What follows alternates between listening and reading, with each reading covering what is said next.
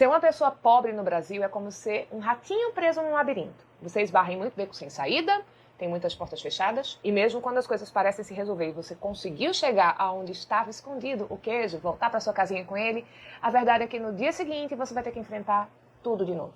E quem disse isso pra gente foi um livro que está completando 90 anos agora em 2024. Os Ratos, do escritor gaúcho Dionélio Machado. Oi, eu sou Bianca Campelo, professora de literatura, e esse é o Literalizando, o canal com os vídeos mais aprofundados sobre literatura do YouTube Brasil. E esse foi um vídeo que o pessoal que vai fazer a FUVEST me pediu para fazer quando a gente estava na semana de revisão do Enem, então eu vim aqui ajudar vocês. Para isso, eu organizei esse vídeo da seguinte maneira. Primeiro, eu vou apresentar alguns pontos da biografia do autor que ajudam a gente a entender certas propostas de Os Ratos.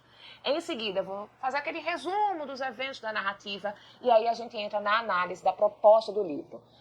As temáticas que são discutidas, as técnicas que são usadas na composição da narrativa.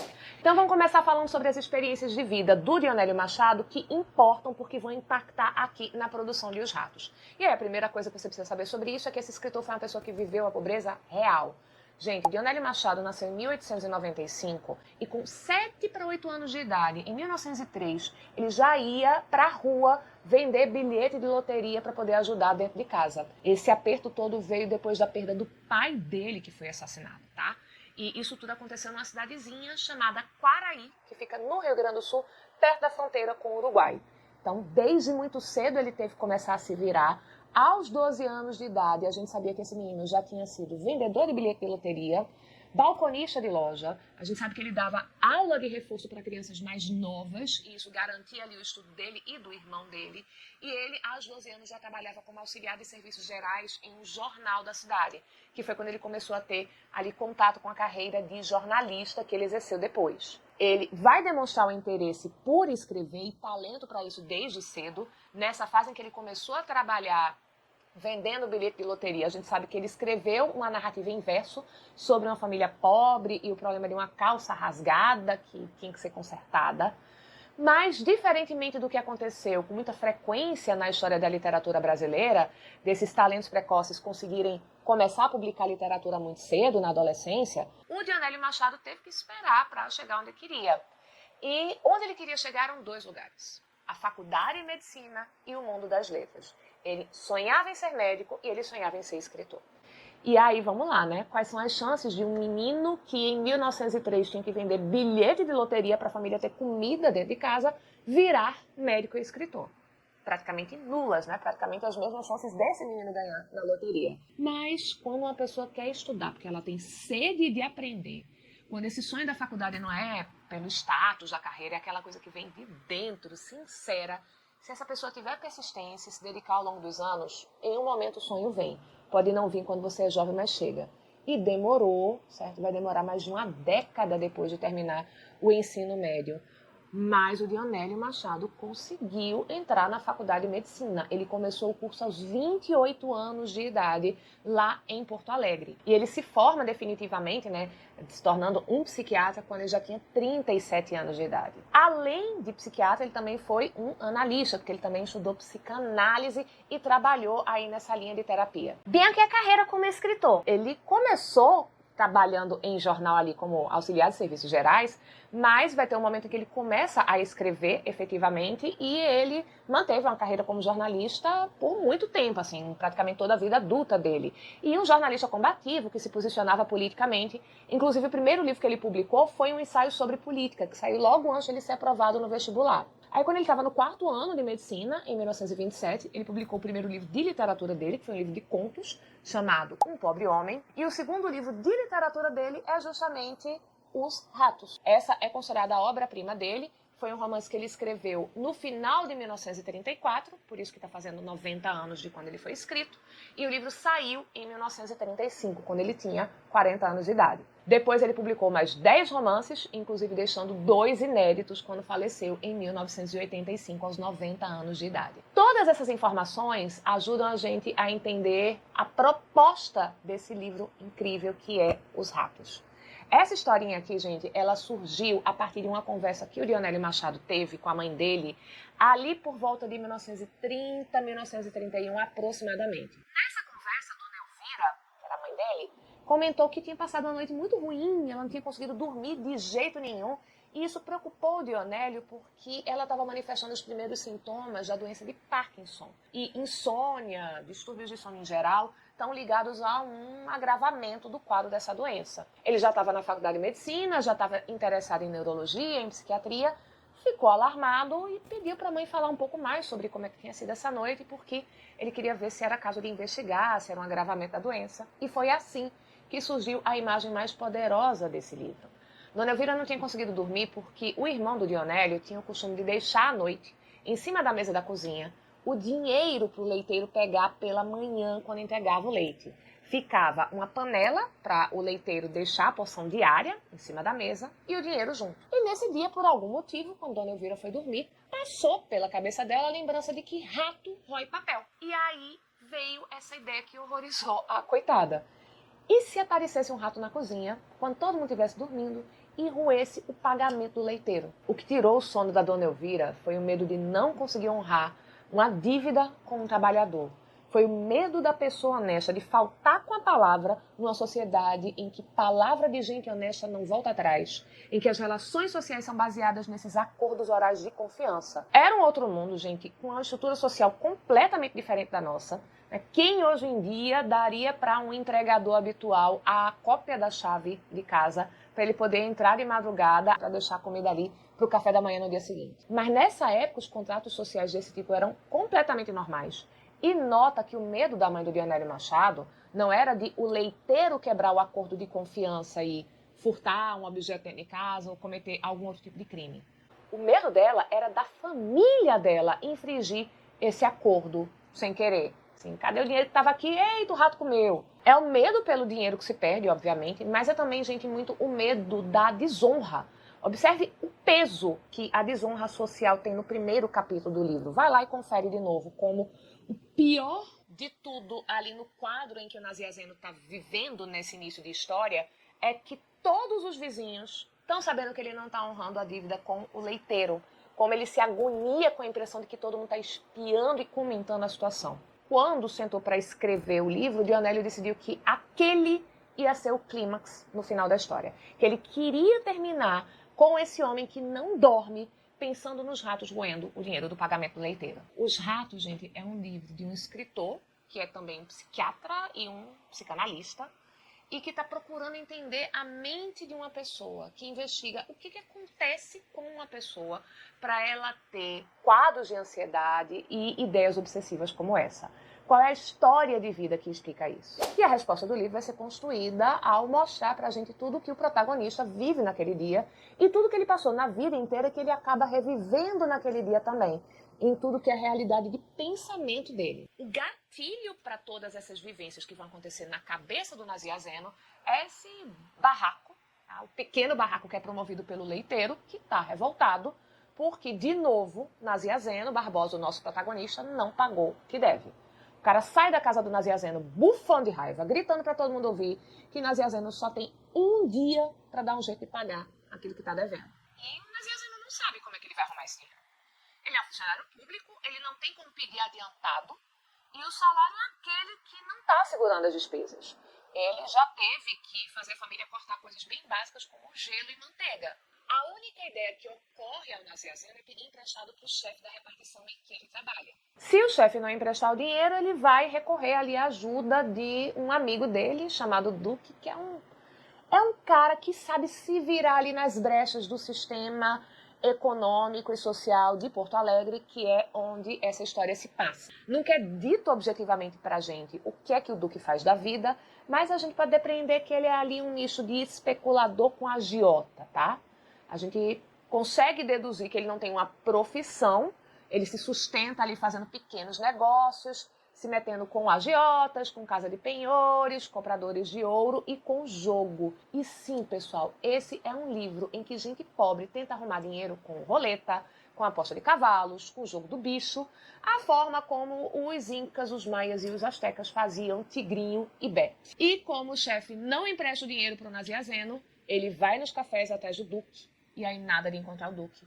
Aí ele vai para um lado, vai para o outro, não encontra o Duque, encontra um outro amigo dele chamado Alcides, que é um cara ali da turma do Duque, um cara que se vira. Nazianzeno vai lá, conversa com o Alcides, pede ajuda e eles resolvem jogar no bicho. Enquanto isso, o Alcides diz, tem um cara que tá me devendo dinheiro, vai lá e cobra dele. Ele vai na casa do sujeito, aí o cara diz, tô devendo nada pro Alcides não, quem tá devendo pra ele é fulano, que eu já devia, eu já paguei. Aí vai o Nazianzeno atrás desse outro sujeito pra pegar esse dinheiro dele, chega no trabalho, o cara trabalha num banco, não, ele tá viajando. E, enfim, né, é um tempão, gente, pra lá e pra cá, ninguém empresta o dinheiro, o cara com fome, num sol escaldante, não tem dinheiro nem pra almoçar, e aí vem um micro alívio, porque eles barram um conhecido que nega o empréstimo, mas dá ali um dinheirinho pra ele almoçar. Só que ao invés de ir almoçar, o que o Nazianzeno vai fazer? Ele vai fazer um tudo ou nada na roleta. Ele entra numa casa de jogo e vai lá apostar e ele ganha. Na primeira aposta ele ganha. Ele ganha, inclusive, mais do que ele precisava para saldar a dívida. Mas o que acontece? Acontece o que sempre acontece. E ele perde tudo, inclusive o dinheiro do almoço. Quando ele sai da roleta, já tá ficando de noite, ele faltou, inclusive, o trabalho dele nesse período da tarde para ficar nessas andanças para lá e para cá, mas finalmente ele vai encontrar o tal do Duque. E aí se junta Nazianzeno, Duque, Alcides, e Alcides e o Duque vão pensando ali em como resolver a situação. Quando parece que não vai se resolver, que não vai ter solução nenhuma, a gente já tá ali numa situação de desespero bem absoluto, o Duque vai ter uma ideia. O Alcides tinha um anel empenhado numa casa de penhores, e aí eles têm a ideia, bora resgatar esse anel, a gente depois leva ele para uma outra casa de penhores, recupera o dinheiro que a gente vai pagar no empenho, e a diferença fica para emprestar esse dinheiro para o Nazianzeno e para fazer outras coisas também. Só que nenhum deles tem dinheiro, então na verdade eles vão convencer um terceiro cara, chamado Anacleto Mondina, a bancar o resgate do anel, e aceitar que no dia seguinte, porque o comércio nessa hora já está fechado, que ele vai receber esse dinheiro do resgate de volta. O Duque consegue convencer esse cara, eles conseguem convencer também o dono da casa de penhores a abrir para eles pegarem o anel de volta. E aí, finalmente, o Nazianzeno tá com o dinheiro para quitar essa dívida. E essa dívida, gente, é de 53 mil réis. Daria aproximadamente uns 290 reais. Só que o Nazianzeno não pega apenas os 53 mil réis. Na verdade, ele pega 65 mil, porque ele não tem somente essa dívida do leiteiro para pagar. Tem um sapato da esposa dele, que tá um tempão com o sapateiro, porque ele não tinha dinheiro para pagar o conserto, então o sapateiro não liberava o sapato. Ele vai aproveitar que ele tá com esse dinheirinho para comprar um brinquedinho pro filho dele, um brinquedo simples, que é até para uma criança bem mais novinha, mas é o que dá. Ele é um pai carinhoso, ele quer fazer isso. E ele e a esposa estão há tanto tempo sem comer manteiga nem queijo que ele se dá o luxo. Gente, entendam, para ele é um luxo comprar 250 gramas de queijo e um tablete de manteiga. Finalmente, o Nazianzeno vai chegar em casa com o sapato da esposa, o brinquedo, a comida. Ele separa o dinheiro do leiteiro, deixa tudo organizado, vai se deitar. Mas o dia foi tão agitado que a mente dele não consegue desacelerar, então são as lembranças do dia vindo aos borbotões, sem controles na mente dele. São os sons do bonde na rua, do relógio da vizinha que incomodam, mantêm ele atento, e de repente ele começa a escutar esse som que começa a parecer som de rato pela casa. E aí vem o medo terrível de os ratos roerem o pagamento do leiteiro. Tem um momento, gente, que ele tem certeza de que ele está ouvindo isso, que a coisa já está acontecendo, e a gente que está lendo fica numa agonia, porque esse homem não levanta, ele não faz nada, ele não vai lá para fazer alguma coisa. A gente sabe que pode ser um pesadelo, porque enquanto ele estava nesses momentos de pensar e lembrar das coisas, passam as cenas que tem uns toques ali meio surreais. A gente sabe que pode ser a imaginação dele, mas ele não vai lá conferir. Até que parece que o leiteiro chega, que o Nazianzeno escuta o barulho dele tá entrando na casa, escuta o som do leite derramando na panela, a porta se fechando, e finalmente o Nazianzeno dorme. E as pessoas parecem que finalmente temos um minuto de paz, né? Pode até dar a impressão de que a coisa se resolveu, que a gente tem um desfecho, uma conclusão para essa situação. Mas preste atenção, porque não é isso não, gente. Não tem final feliz aqui não. Porque o Nazianzeno terminou com uma dívida maior do que ele começou esse dia. Ele tem a dívida do leiteiro que foi transferida para outra pessoa, mais 12 mil réis, que ele já está devendo, foi o dinheiro que ele usou ali para pagar o sapato, para comprar queijo, para comprar o brinquedo, e ele ainda está com a dívida do leiteiro se reiniciando. Não tem final feliz, gente, porque simbolicamente o salário que ele vai receber já está simbolicamente todo ruído, já está todo empenhado, e ele está com mais dívida ainda para pagar. A situação só vai se resolver ou quando ele arrumar um segundo emprego, ou quando ele aprender a ser como o Duque. É um livro que tem uma trama bem simples, sem grandes acontecimentos, não tem um arco de personagem, porque o Nazir Azeno ele começa e ele termina exatamente do mesmo jeito. E agora, analisando, né, indo para a parte da análise, a gente pode inclusive comentar isso, né, que o Nazir Azeno é o personagem mais prosaico, mais medíocre possível, medíocre no sentido de que ele é um homem totalmente comum, sem nada de especial, ele não é um revolucionário, nada que ele faz tem importância histórica ou social. Ele também não é nenhum homem que desenvolve uma consciência de uma liderança política. Esse livro está saindo ali em 1935, é um livro da segunda fase do modernismo brasileiro, contemporâneo aos primeiros romances do Jorge Amado e tal. E histórias como a de Jorge Amado, como Jubiabá, que sai no mesmo ano, em 1935, eram histórias em que esse protagonista explorado às vezes até chega a cair na criminalidade, mas ele vai desenvolver consciência política, consciência de classe, vai passar a liderar o movimento operário, e você tem essa esperança na mudança das condições contextuais da vida de um trabalhador brasileiro. Mas aqui a proposta é outra. As questões sociais e políticas são extremamente importantes, é óbvio, porque o que acontece aqui é produto desse contexto, mas o objetivo é mostrar como a sociedade brasileira, com as suas desigualdades, deixa marcas psicológicas no homem comum. Como o Brasil traumatiza o seu cidadão a ponto dele ter crise de ansiedade em relação à própria sobrevivência e ao próprio senso de si, que é a questão da palavra de honra, de honrar a palavra dada. E é por isso que Os Ratos conseguem se destacar em meio aos grandes romances da literatura de 30. Se você analisar com calma, vai ver que os livros que são apontados como as narrativas mais importantes desse período são obras que vão fazer isso, de conjugar as questões sociais e os retratos psicológicos aprofundados dos personagens. Não é à toa que Graciliano Ramos é apontado como o maior romancista dessa geração. E é bem interessante a gente notar as convergências desses dois escritores, como a gente tem proximidade entre Graciliano Ramos e o Dionélia Machado, porque enquanto um está escrevendo Os Ratos, o outro está escrevendo Angústia. Angústia saiu no ano seguinte à publicação de Os Ratos.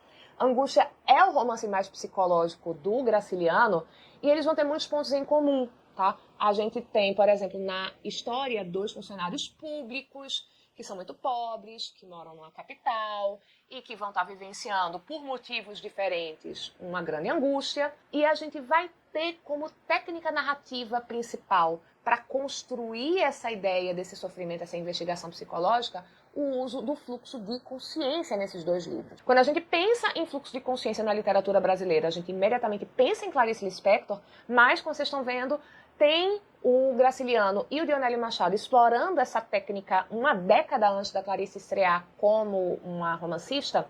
E antes que comece a rolar a teoria da conspiração, vocês cruzando aí as datas e pensando, com tanta coisa em comum, será que o Graciliano não deu uma plagiada ali em Os Ratos? Não, gente. As datas de início de composição, os momentos em que o Graciliano estava explorando coisas que se aproximam ali do fluxo de consciência são anteriores.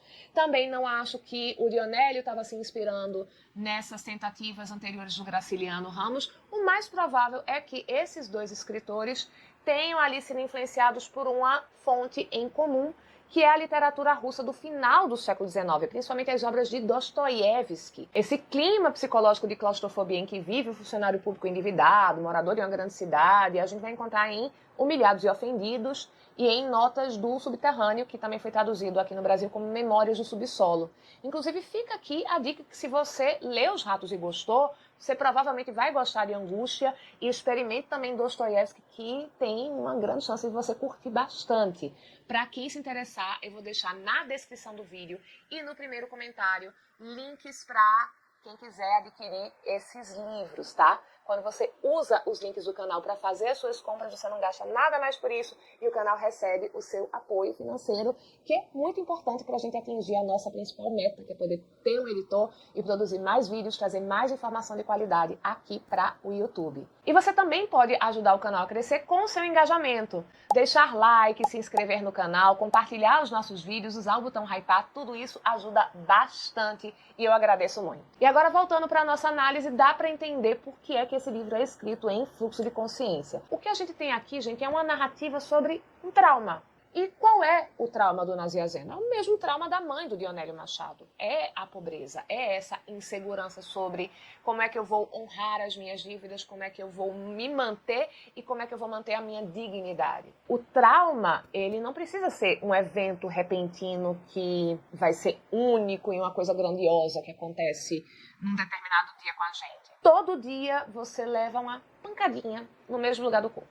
Todo dia uma mesma pancadinha.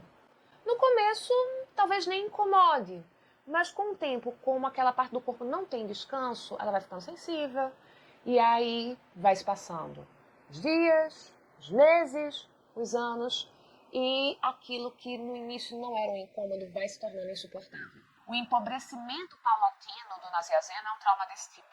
Ele e a Adelaide já tiveram que cortar coisas como gelo, que, gente, ele vai dizer, não é tão importante assim, mas gelo era uma coisa muito importante nesse período, porque não existia a geladeira elétrica como a gente conhece, né? Não era uma coisa que estava disponível no Brasil nessa época. O que as pessoas tinham para a conservação de alimentos em casa era uma caixa térmica feita de madeira, forrada com serragem, que você colocava gelo dentro. Uma coisa meio parecida com as caixas de isopor que a gente tem hoje em dia para levar bebida e comida, por exemplo, para a praia. Quando o Nazianzeno diz para Adelaide, a esposa dele, que não, mas a gente não precisa de gelo, a gente sempre viveu sem gelo, é uma defesa psicológica, porque era uma coisa importante para eles poderem conservar alimento em casa. Mas apesar de ser traumática a situação da pobreza em si, muito provavelmente nada estaria acontecendo psicologicamente com o Nazianzeno nesse dia, não fosse a pressão do leiteiro. Aquele evento, aquele barraco é o trauma que vai engatilhar todos os fluxos de consciência que a gente vai ter por aqui, porque de um jeito ou de outro, o Nazianzeno ele vai se deparando com palavras ou com imagens que invariavelmente remetem ele de volta para o leiteiro e ele fica pensando nisso o dia inteiro. Por exemplo, no segundo capítulo, quando ele está indo para o trabalho, ele escuta dois homens conversando sobre apostas em corridas de cavalo, que é a primeira vez que o tema do jogo aparece no livro. Você teve lá, gente, é o hipódromo, né, que é o nome do lugar em que acontecem corridas de cavalo. Aí o outro diz, não aguenta aquela charopada, né? Não, é muito chato e tal. Eu só gosto de carreira em cancha reta. Isso, gente, está aqui no livro em discurso direto, é um dos caras que está falando. Mas em sequência vem um muito mais divertido, tá? E esse muito mais divertido, ele não está precedido do travessão. O muito mais divertido é o Nazianzeno pensando em resposta ao que o outro está falando, tá? Um pensamento dele, está concordando com o cara. E aí vem o seguinte, ele se recorda bem e demais. O Horácio e o Clementino falam muito dessas carreiras. Sempre saem brigas. O Horácio conheceu um sujeito muito esperto que armava botequim numa barraca ao lado da cancha. A barraca, bebidas, copos iam numa carroça puxada por um cavalinho de pelo pelado aqui e ali. Então tem umas áreas aí do corpo do cavalo que não tem pelo. Depois das corridas principais, atam-se carreiras menores. O sujeito sempre achava quem quisesse correr com o seu matungo de pelo pelado. Quantas corresse, quantas ganhava. O espertalhão disfarçara em matungo puxador de carroça um parelheiro. Então, esse cara que é o dono dessa carroça, ele anda com esse cavalo, ele bota esse cavalo para puxar a carroça para disfarçar, porque na verdade esse é um cavalo que corre muito bem, é um cavalo competitivo, e aí ele usa isso para se dar bem, né? É um desses espertos como o Duque. Essa história agora lhe causou um mal-estar. Ele mesmo não vê bem a figura do cavalinho, confundida com a de um burro em disparada.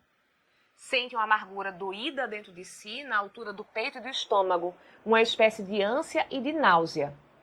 E outra vez a figura superior e inquietante do leiteiro e as palavras da mulher ametralharem tranquilamente os seus ouvidos, porque tu não viste o jeito dele quando te declarou, lhe dou mais um dia. Olha só que a ansiedade vai fazer com o Nazianzeno. A história ali, ele podia ter continuado pensando em histórias de quando ele viu carreiras, cavalos competitivos, que ninguém dava nada por ele, mas não. Essa história desse cavalo, porque esse cavalo puxa uma barraca de bebidas, lembra ele o burrinho que puxa ali, né, que o leiteiro usa para transportar as garrafas de leite, o estonês com a entrega do leite. E aí, essa coisa puxa, né, o cavalo puxa o burrinho, e aí ele pensa no leiteiro, e quando ele pensa no leiteiro, imediatamente ele tem sintomas físico de ansiedade. Esses sintomas que ele está sentindo ali, gente, não tem a ver com um distúrbio fisiológico.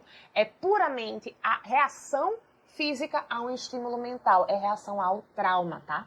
E esse é um ótimo exemplo de como é um fluxo de consciência dentro de uma narrativa. O fluxo de consciência é esse movimento desordenado e não linear dos pensamentos que são apresentados pra gente ali de forma direta, porque a gente vai dentro da cabeça do personagem.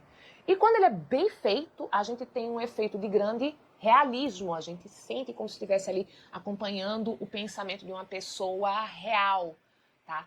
Mas também isso pode tornar a leitura mais desafiadora, principalmente para quem não está acostumado com a técnica, porque ela quebra com a linearidade da narrativa. Ao invés de a gente ter uma sequência ali de passado, presente e futuro clara em um fluxo que vai direto em linha reta, a gente vai ter quebras nas transições de tempo e até de espaço, porque você pode sair direto ali do espaço, por exemplo, do bonde, e você vai parar no hipódromo, e aí você volta para dentro do bonde, porque você está saindo do que é concreto, do que é relação com o mundo, para o que é relação com os próprios pensamentos, lembranças e projeções. Se o autor faz isso com fluidez, e o Dionélio Machado faz isso com muita fluidez aqui, a gente pode demorar a perceber a mudança entre o que é realidade e o que é mente. Inclusive, é uma coisa que eu tenho de muita curiosidade, saber como é que foi a experiência de vocês nesse processo de leitura. Se vocês sentiram dificuldade, se vocês precisaram voltar uns parágrafos, voltar algumas páginas para entender, cara, peraí, o que foi que exatamente aconteceu aqui? Isso aqui é o Naziazeno que está pensando? Isso aqui está acontecendo? Me conta nos comentários como foi isso, se esse foi o primeiro livro que usa fluxo de consciência que vocês leram. E deixa eu já adiantar aqui para quem sentiu dificuldade que, gente, isso é normal, tá? Você tem que voltar e fazer esse processo de releitura. Eu sei que às vezes a pessoa fica ali achando que não está sabendo ler o livro, mas é justamente o contrário. Se você sentiu necessidade de voltar, foi porque você teve uma percepção de que, peraí, calma, isso aqui não está parecendo que está acontecendo de verdade. Deixa eu voltar para conferir, confirmar se é realidade ou se é pensamento do personagem.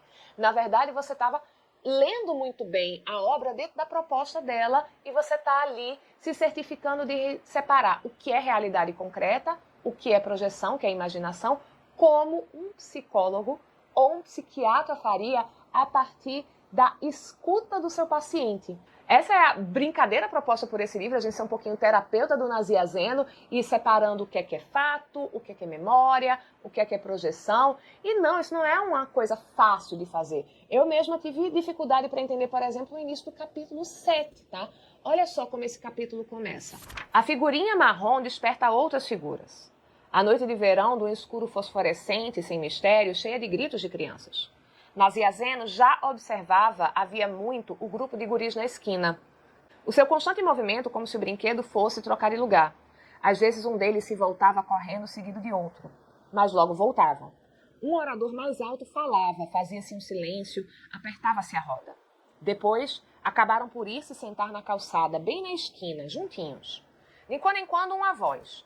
Naziazeno bem que ouvia toda a história, o caso. Ele quer ir até lá. Aquele canto de sarjeta tem o que ele nunca mais encontrou no seu mundo. O repouso feliz, o aconchego humano, seguro e imutável. Ele quer ir. Vem primeiro beber o teu leite. Ele vai dizer à mãe que não quer leite hoje, mas ela o obriga a entrar. O comedouro está todo aberto. Há pessoas à mesa tomando café, conversas. Naziazeno não sabe quanto demorou tomando leite. Volta para a rua, a esquina está deserta. A noite muda e desabitada. Ainda corre, atraído por vozes longínquas e vagas. Vai até outra esquina mais de baixo. Ninguém. As casas, aliás, já estão se fechando com um ar de tristeza. As casas dali da rua estão abertas. Há sombra e sol. Um sol que começa a esquentar. É ainda o centro. Há igualmente comércio, mas aquelas caras pálidas, distintas, com olheiras, já não aparecem mais. Soldados. Um que outro marinheiro, da capitania. De longe em longe, o bonde. Os edifícios são altos, uma arquitetura variada. Eu não sei o que aconteceu com vocês quando vocês tiveram a experiência da leitura desses parágrafos, mas para mim, num primeiro momento, eu achava que o Naziazeno estava no meio da rua, que era onde ele estava no capítulo anterior, e ele estava vendo crianças, ele estava observando crianças na rua que estavam brincando. Somente quando apareceu o ele quer ir, é que eu parei assim, Está estranho, ele está querendo brincar com crianças na rua, ficou esquisito. E aí veio a fala da mãe do Nazianzeno. E foi quando a ficha caiu que o que aconteceu provavelmente aqui, a primeira frase em que ele está vendo a figurinha marrom, a gente está com o Nazianzeno observando um cartaz, um anúncio publicitário em que tem provavelmente uma criança com essa cor na pele, e isso acionou a lembrança de infância, de uma brincadeira que foi interrompida pela obrigação de ir tomar leite, talvez uma falsa memória, pode ter sido uma coisa que nunca existiu na vida do Nazianzeno, mas a gente tem essa coisa, essa expressão simbólica de querer ter uma vida mais simples, sem boleto para pagar, sem as responsabilidades que ele tem como adulto, que é de garantir o leite de uma criança, a obrigação ali que está relacionada ao leite. E nota uma coisa, isso aqui é bem interessante. Nessa memória da infância, as portas estão começando a se fechar. E aí corta para esse momento da vida adulta dele, em que as portas estão todas fechadas. É claro que isso é um elemento factual, porque o comércio está fechando já, mas é o elemento simbólico de que as portas estão fechadas, que ele não tem acesso a esses ambientes, ele não tem essas possibilidades que uma porta aberta traz. E aí um outro ponto que eu preciso acrescentar aqui na análise, gente, é que como essa narrativa é essencialmente feita a partir dos pensamentos do Nazianzeno, a gente tem muito pouco, quase nada, de realidade objetiva. O que a gente tem essencialmente aqui é percepção. O mundo que aparece para a gente nesse livro não é a Porto Alegre de 1934, 1935, não é a realidade como ela é. É um mundo que está filtrado inteiramente pela subjetividade desse personagem. E por isso a gente também pode estabelecer que esse livro dialoga muito de perto com as propostas estéticas do expressionismo, essa vanguarda de origem alemã que estava conhecendo o seu momento final nesse período no seu país de origem por causa da ascensão do partido nazista ao poder. Inclusive, esse processo de negação do expressionismo, quando o livro sai, está em pleno vapor porque em 1933, quando Hitler assumiu o cargo de chanceler, foi quando começaram os expurgos que sequestraram e destruíram obras de arte do expressionismo e de outras vanguardas. E a situação política na Alemanha, ela é apresentada aqui por algumas alusões que compõem o clima e o cenário do livro, a partir de algumas referências que ficam espalhadas em falas dos personagens. Por exemplo, nesse mesmo capítulo 7, o chefe do Nazianzeno, ele solta um comentário sobre o integralismo, dizendo, combina com o Brasil, né, que as pessoas não usam casaco, que é uma referência ao fato de que o uniforme do movimento integralista, ele tinha a camisa verde e as pessoas não colocavam casaco. E lá no capítulo 16, quando o Nazianzeno encontra o Alcides no café, o Alcides está conversando com um sujeito aleatório e solta um... É o que ele dizendo... Essas coisas começam por uma mascarada e depois terminam em sangue. Foi assim na Alemanha. Então, o que é essa mascarada que o Alcides diz que começa desse jeito? É um baile de máscara, gente, que geralmente acontece em carnaval. Então, geralmente essas coisas começam com festa, todo mundo se divertindo, mas depois as máscaras caem e aí vem o sangue. É um comentário que está alertando que essas propostas políticas que o povo festejou ali na Alemanha, elas terminam em sangue, elas escondem intenções terríveis, né? Elas são ali mascaradas e disfarçadas, depois resultam em ações violentas. Quando a gente percebe que esse livro está tecendo comentários sobre o nazismo e a gente lembra do título dele, não tem como não ficar alerta, porque, historicamente, a propaganda antissemita explorou muito a relação entre a imagem de ratos e a imagem dos judeus. Não é à toa que Maus, a famosa história em quadrinhos do Art Spiegelman, se baseia na iconografia de ratos e gatos para representar as experiências de um judeu polonês sobrevivendo a Auschwitz. Então, pode dar um incômodo em a gente pensar que a história desse homem pobre que se sente impotente, explorado e vive essa noite de insônia com medo do poder de ratos levarem o dinheiro dele. E essa era uma das declarações racistas antissemitas típicas desse período, a teoria da conspiração de que judeus manipulam o capitalismo, o sistema financeiro. Se acalme, esse não é o viés desse livro. E eu tenho 3 argumentos para tranquilizar você, para que você veja que não é por aí. O primeiro é aquele que você já sabe que a imagem dos ratos veio do episódio da insônia da mãe do autor. Então, no surgimento da ideia de você falar de uma narrativa em que uma pessoa é atormentada por isso, não tem nenhuma perspectiva de usar esse elemento como uma coisa simbólica, antissemita. O segundo é que, como eu acabei de comentar, quando a gente tem esses comentários políticos em Os Ratos, eles vêm por um viés crítico, em que o nazismo é apresentado como uma coisa que vai terminar em sangue, e que o integralismo é ali alvo de desdém, de uma certa chacota. E o integralismo, gente, é um movimento de extrema-direita brasileira que naquela época era, sim, veiculador de discursos antissemitas, tá? Gustavo Barroso, que era um dos líderes da Aliança Integralista, é apontado por muitos historiadores como um dos maiores nomes do antissemitismo no Brasil. E o Plínio Salgado, que era fundador da Aliança Integralista, fazia discursos dizendo que 60% das atividades de agiotagem internacionais seriam praticadas por judeus.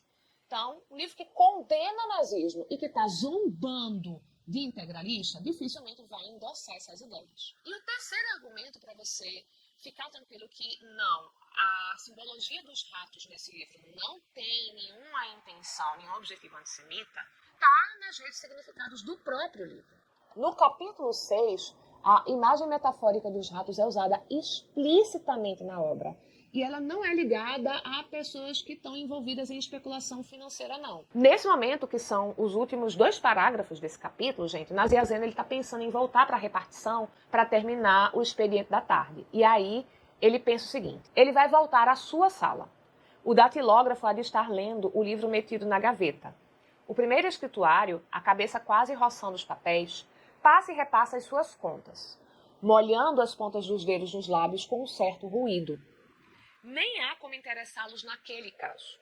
E se porventura os abordasse, lá haviam de vir aquelas evasivas, aquele desviar de olhos, a maior ou menor pressa de desconversar, de se libertar daquele assunto, de fazer valer os seus direitos, de a ele ficarem tranquilamente estranhos. Estranhos. Nazi Azeno vê-se no meio da sala, atônito sozinho, olhando para os lados, para todos aqueles fugitivos que se esgueiram, que se somem com pés de ratos.